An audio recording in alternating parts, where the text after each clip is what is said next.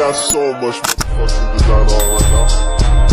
Bring it down, bring it down, make it come. I got 3 whole thoughts, I'm a dog, bitches on my line, and you know. Assalamualaikum warahmatullahi wabarakatuh.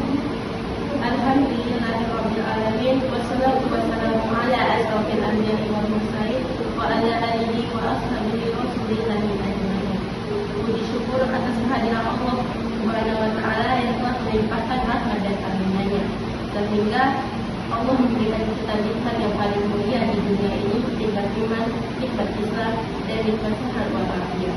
Salawat berlimpah salam tercurah pula kita panjatkan kepada Nabi besar kita yang mulia Nabi Muhammad Sallallahu Alaihi Wasallam. Dengan saya di sini saya akan menyampaikan sebuah ceramah yang berjudul mengejar itu adalah rencana terbaik Allah. Seorang filosof Yunani menuliskan sebuah kalimat perenungan. Seandainya manusia berpikir dalam 500 tahun dan berpikir dari mana dia datang, dari apa yang dilakukannya di dunia, dan dari mana dia akan pergi setelah mati. Niscaya akal dan pikiran manusia tidak akan sampai untuk mendapatkan jawaban seperti ini. Maka Allah Subhanahu wa taala dengan sifat rahman dan rahimnya memerintahkan Nabi Muhammad SAW membawa wahyu untuk menjawab pertanyaan yang ada di pikiran kita saat ini. Pertanyaan pertama, dari mana kita datang?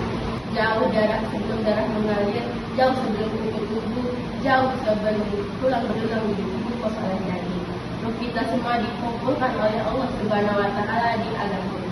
Allah Subhanahu wa taala memberikan satu pertanyaan pula. Alastu bi rabbikum, bukankah aku ini Tuhanmu? Serempak ruh kita menjawab dengan lisan yang jujur. Benar ya Allah, Engkaulah Tuhan kami. Inilah asal usul kita semua. Kita semua berasal dari tempat yang suci, dari sisi Allah yang Maha Suci. Itu kadang setiap kali ada saudara kita yang meninggal, kalimat yang pertama kali keluar dari mulut kita adalah inna lillahi wa inna ilaihi. Pertanyaan kedua, untuk apa kita di sini? Setelah kita mengetahui kita datang dari Allah, lalu kenapa Allah menempatkan kita di dunia ini? Allah telah menjelaskan dalam surat Az-Zariyat ayat 56. Tidaklah aku menciptakan jin dan manusia melainkan untuk beribadah kepadaku. Banyak orang yang salah paham. Orang-orang mengira ibadah itu berdiri tegak di atas sejadah, ruku dan sujud dan pergi naik haji. Padahal Islam itu adalah agama yang luas. Ibadah dalam Islam ada pada sendiri.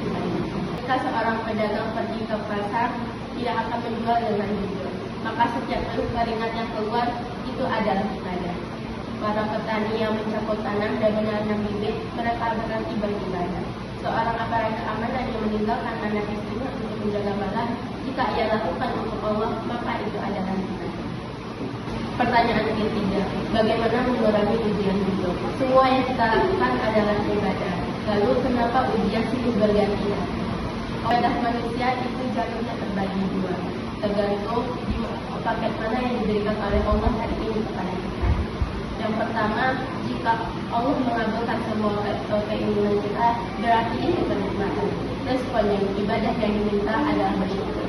Sedangkan jika diberikan yang kebalikannya, maka respon ibadah yang kita terima, kita berikan adalah bersabar.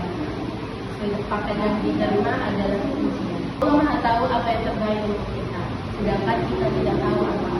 Maka hubungan yang baik antara hambanya dengan Tuhan adalah berprasangka baik atau berdoa.